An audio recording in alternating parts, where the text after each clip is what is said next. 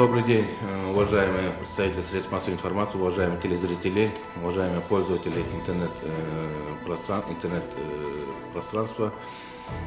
В целях надлежащего обеспечения общественного порядка и безопасности в период проведения указанных мероприятий, в том числе рабочего визита премьер-министра Монголии господина Лувсан Намсрайновин РДН, официального визита премьера Госсовета Китайской Народной Республики господина Ли Цяна, саммита глав правительств Содружества независимых государств, Шанхайской организации сотрудничества и Евразийского межправительственного совета, проводимого в городе Бишкеке, был издан соответствующий приказ Министерства внутренних дел. Изданы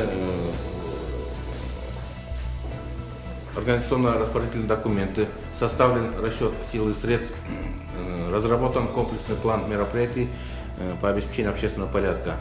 В целях обеспечения общественного порядка и безопасности в целом на данное мероприятие будет привлечено около 4000 сотрудников органов внутренних дел. Обследованы, проводятся оперативно-профилактические мероприятия по маршруту следования, к местам и территориям близ проведения всех запланированных мероприятий и к местам проживания высоких делегаций. Пользуясь случаем, я хотел бы обратиться к нашим гражданам, уважительно отнестись к требованиям сотрудников органов внутренних дел, выполняющих обязанности по обеспечению общественного порядка и безопасности высоких гостей. Спасибо. Здравствуйте, уважаемые телезрители. Как выше было указано, 25-26 октября в нашей республике проходит заседание Совета глав правительств государств-членов Шанхайской организации сотрудничества.